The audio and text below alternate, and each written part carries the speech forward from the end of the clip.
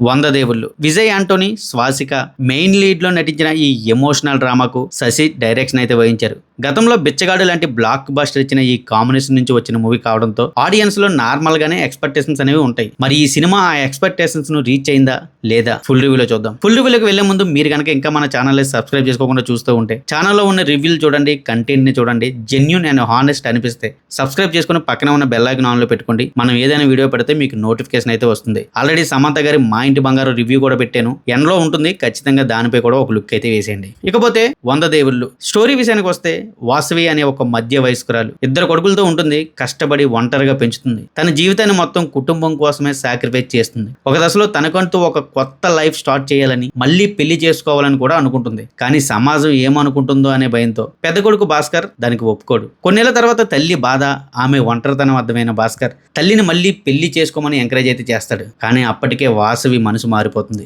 ఈ emotional conflict చుట్టూనే cinema మొత్తం ట్రావెల్ అవుతుంది. ఇక ఈ కథలోకి విజయ్ ఆంటోనీ పాత్ర ఎలా ఎంటర్ అయింది, చివరికి వాసవి తీసుకున్న నిర్ణయం ఏమైంది, ఇవన్నీ తెలియాలంటే థియేటర్లో ఈ సినిమా చూడాల్సిందే. ఫస్ట్లీ ప్లస్ పాయింట్స్ గురించి చెప్పాలంటే ఈ సినిమాకి బిగ్గెస్ట్ స్ట్రెంగ్త్ స్వాసిక పెర్ఫార్మెన్స్ అనే చెప్పాలి. ఒక తల్లిగా ఆమె చూపించిన ఎమోషన్స్ చాలా నేచురల్ గా అనిపిస్తాయి. కొన్ని సీన్స్ లో అయితే ఆమె నటన చూసి నిజంగానే కనెక్ట్ అయిపోతాం. ముఖ్యంగా తల్లి మనసులో ఉండే ఒంటరితనం, ప్రేమ, బాధ, త్యాగం లాంటి ఎమోషన్స్ ను చాలా మెచ్యూర్ గా ప్రెజెంట్ చేసింది. సినిమా ముగిసిన తర్వాత కూడా ఆమె క్యారెక్టర్ అలా గుర్తుండిపోతుంది అంటే అర్థం చేసుకోండి ఆమె పెర్ఫార్మెన్స్ ఏ స్థాయిలో ఉందో. సెకండ్ హాఫ్ లో విజయ్ ఆంటోనీ ఎంట్రీ తర్వాత కథలో ఒక కొత్త ఎనర్జీ అయితే వస్తుంది. అండ్ అలాగే ఆయన స్క్రీన్ ప్రెజెన్స్ కూడా బాగుంది. ముఖ్యంగా స్వాసిక, విజయ్ ఆంటోనీ మధ్య వచ్చే ఎమోషనల్ సీన్ సినిమాకి మెయిన్ హైలైట్ గా నిలిచాయి. అలాగే గ్రామీణ నేపథ్యంలో వచ్చే విజువల్స్ కూడా చాలా అథెంటిక్ గా అనిపించాయి. సినిమాటోగ్రఫీ కూడా స్టోరీకి మంచి సపోర్ట్ ఇచ్చిందనే చెప్పాలి. ఇకపోతే మైనస్ పాయింట్స్, ఈ మూవీకి ఉన్న మేజర్ డ్రాబ్యాక్ ఫస్ట్ హాఫ్ అనే చెప్పాలి. చాలా స్లో ఫేజ్ లో వెళ్తుంది. కొన్ని సన్నివేశాలు రిపీట్ అయ్యని ఫీలింగ్ కూడా కలుగుతుంది. కథలో స్ట్రాంగ్ ఎమోషనల్ పొటెన్షియల్ ఉన్నప్పటికీ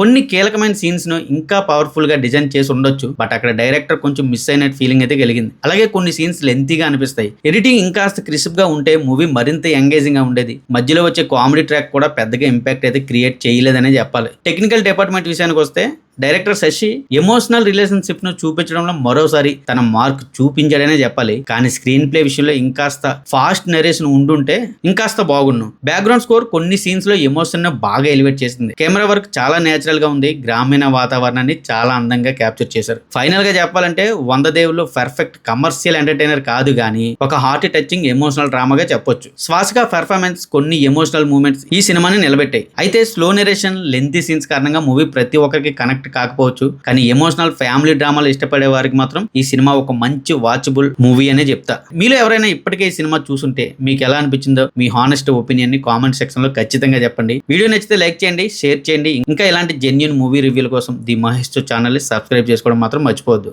see you in the next video. Thank you guys, thanks for watching. Jai Hind.